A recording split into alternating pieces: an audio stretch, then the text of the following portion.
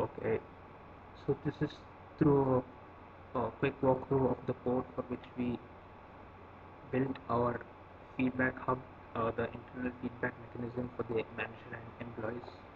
So first we imported all these libraries, and all these are Python based libraries. So we imported OS, we imported SQLite. So we are using SQLite for managing all the databases and importing hash library, and imported date time, and then we imported Flask, and then we included workzip for generating hash passwords, and importing JSON module, and importing threading, and we are importing ngrok. So first we initialize the class app is equal to class name, and this is the secret key. We can use the secret key for the production. And now we do the database setup. So we define initiate database, and we are establishing the connection to the SQLite database, and we are connecting to the feedback system.db. Then we make a cursor object, and we are using con.cursor, and we are connecting to the database. And then we created the users table, so we are using the cursor to execute these SQL commands. So we are creating a table if not exist users, and we are creating ID, username, email, password, manager ID, and the created at timestamp, and then a foreign key which is the manager ID, and we are referencing to the user's ID. So the ID is the primary key over here, and which is of integer data type, and username is text, which cannot be not null, as we have said that there's a constraint. Email is also text and not null. Password is also text, not null. So then this is the feedback table. We are creating the feedback table in the database, and we are again we have created ID, manager ID, employee ID, strengths, improvements, sentiments, and the timestamp date created at, updated at, and then the foreign key. Two foreign keys we are using here, manager ID and the employee ID, and we are referencing with the user's ID. Then further we are creating a table for feedback acknowledgements, where we have ID, feedback ID, employee ID, acknowledge that the timestamp, and foreign key we are referencing feedback ID, and we are referencing that with feedback ID and user's ID. Then we are inserting some sample data over here, and we are using cursor and executing these sample data over here. Like we can see the manager, employee 1 and employee 2, we are generating password for them. This is manager 123, EMP 123, EMP 123, and we are inserting them into the users, into the columns users, email, password hash, role, manager ID, and we are inserting these values. John and manager for username, this is the email for the email, and password hash, and role is manager, and manager ID as null, and L is employee for, and Bob employee. These are the two employee names which are putting for username, and these are their emails, and these are the password hash, and we are initializing with question mark, and role as employee and manager ID as one, because both are under the same manager. So both these employees are under the same manager, so they have the same manager ID, which is one, which is belonging to John underscore manager. Then we are creating a sample feedback, then inserting into the feedback. uh, these are the sample values which we initially put inside the database, and you can see we have just put manager ID and employee ID as 1, 2, and this is the manager with respect to the first employee, and this is the manager with respect to second employee. This is what it's meaning to say, and this is the feedback, excellent communication skills, and improvements could improve time management, and strong technical skills, work on collaboration with team, and tags such as positive, the sentiments is positive, and these are the respective tags: communication, productivity, technical, collaboration. So these were the sample data which we inserted, and we are then committing them and closing the connection. And now coming to the front end part, we can see we have used these HTML templates. This is the templates for the login template. This is the built using HTML. So we can see the language uses English, and these are the metadata which we have been used, and this is the style tag, margin, padding box, and this is the body.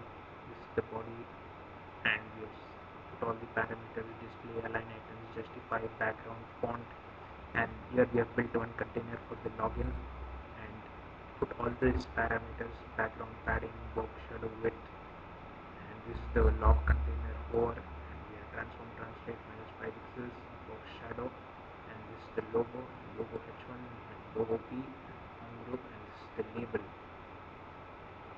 Then we have the input. For the input part, we have kept it as text and input type as password, width, padding, border. These are the parameters. And then this is the continuation of the input, and this is the button part of it, and this is button over. This is for the demo accounts, showing the demo accounts. Merge dog padding background, and this is the h3, this is the demo accounts p, and this is the alert. So and that's the part of the login container. And further, this is the diving class login container, and this is certain error handling has been done over here to handle errors. There is an incorrect data entered, and this is it. And this is the now coming to the dashboard template.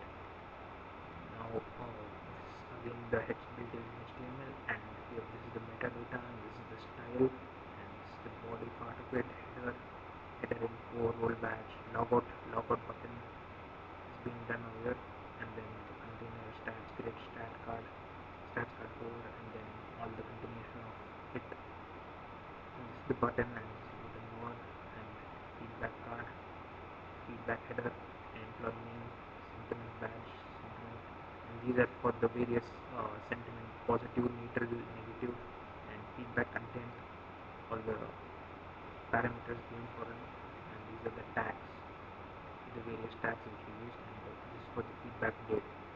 So the color and font size, as you can see, is all being shown here, and these are the various continuations for all of that, and that was. And here we come to the div class, and this is the header, and this is for the container class, and this is for the manager dashboard. So in the manager dashboard, this is building all the structure of the manager dashboard. You can see the feedback, team members, total feedback, positive feedback, pending acknowledgements, and this is the content section class, and this is the feedback list, and feedback content, feedback section, and the tags, and this is for the feedback acknowledgement, where we see the acknowledged feedbacks.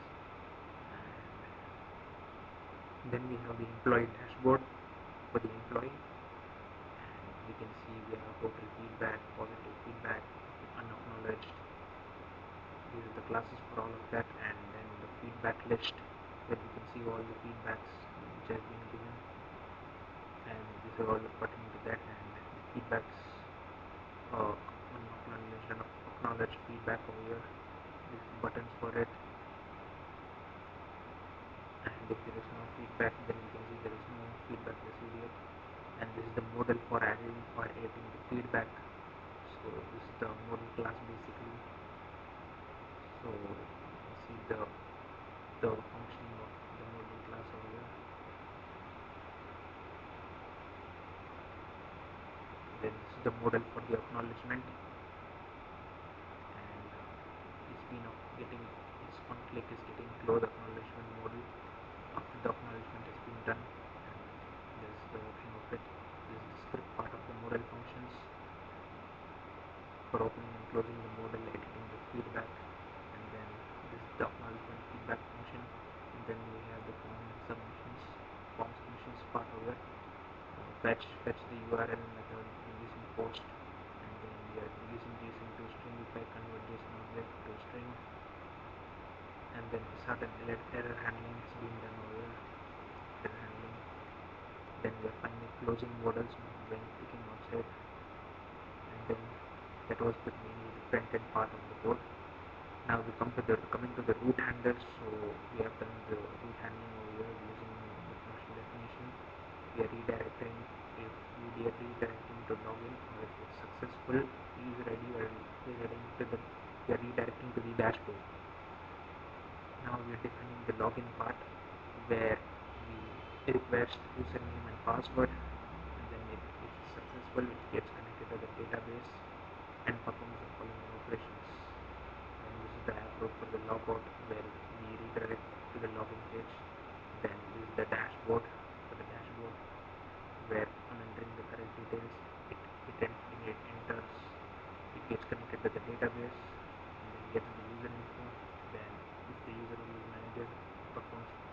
to perform the following functions.